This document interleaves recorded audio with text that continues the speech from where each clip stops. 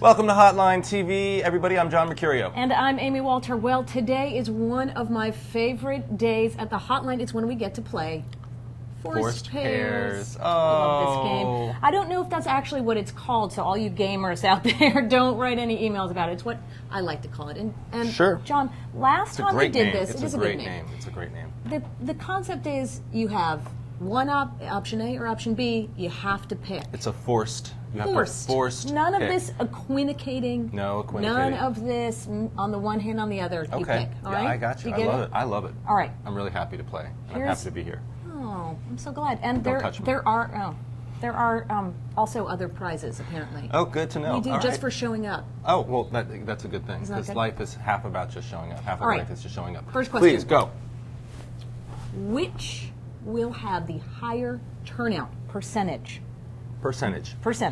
New Jersey Republican governor's primary or the Virginia Democratic governor's primary? Oh, excellent question. I'm going to go with... I'm going to go with, you know what, percentage-wise, which is important because, as you've mentioned, New Jersey is a larger state, although the New Jersey Republican Party may be smaller. But anyway, I am going to go with the Virginia Democratic race having a higher turnout. I think you've got a three-way race, which frankly, in the end, has become a little bit spirited. You've got a lot of advertising, even some in the Washington D.C. media market. You've got you've got McAuliffe spending a heck of a lot of money to turn out a lot of people. There hasn't been a competitive Virginia Democratic gubernatorial primary in decades, so I think that everybody's sort of blanketing and overwhelming their efforts to get people to turn out. I agree. I think we had, and then the number, I didn't ask you for this, but I still don't think you're going to get more than 200,000 people to turn out, which would be a little bit higher than Webb. Mm-hmm. The Webb,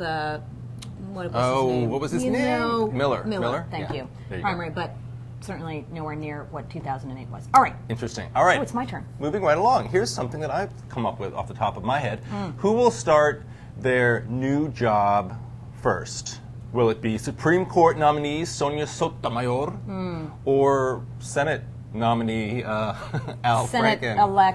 Senate-elect Al Franken. nominee Al Franken. Designate apparent. Senator apparent Al Franken. Go.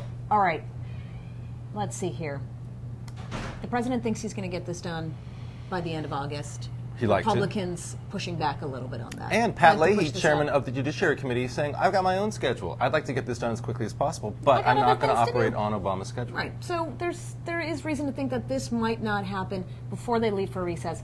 That said, I'm going to go out on a limb and I'm going to say Al Franken, this Supreme Court case, which starts today, by the way, in Minnesota, the Supreme Court folks sitting there, they've seen this case now.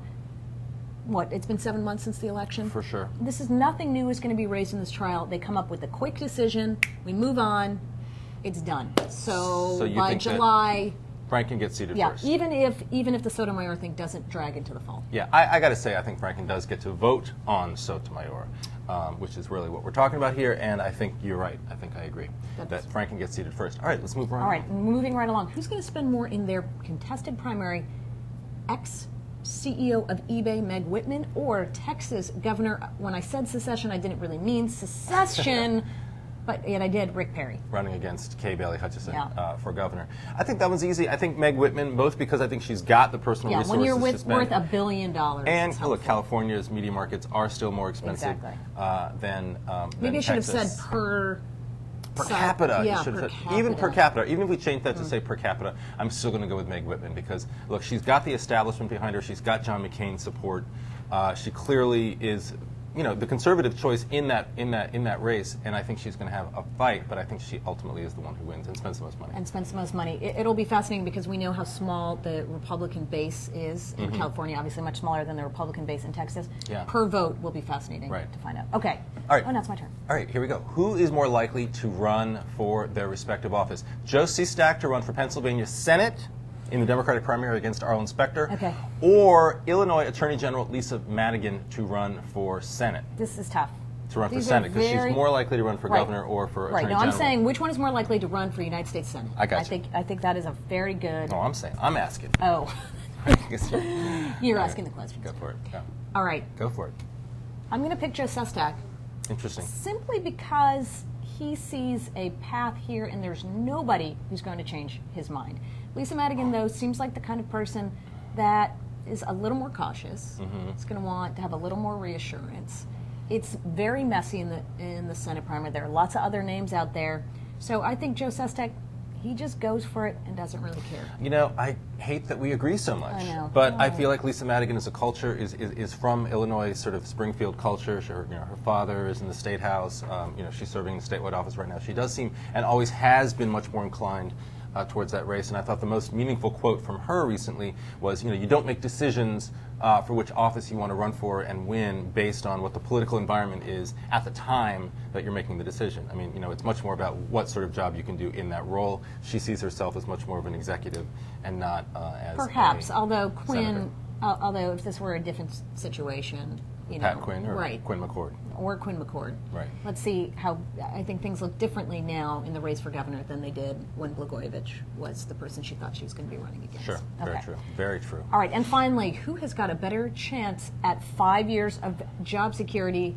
The person working in GM, or let's say a line worker in GM, or a New York Times reporter? Tough one.